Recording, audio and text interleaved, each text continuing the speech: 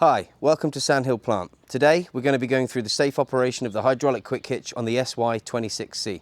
There are two ways to access the quick hitch control menu on the machine. Firstly, using the display menu here, and secondly, using the joystick on the left. The first step would be to make sure that the machine is in a safe area for swapping the buckets. You then need to position the dipper vertically and then crowd the bucket fully towards yourself. The first step to allow the quick hitch to be released is to press this button here on the left hand side of the control menu.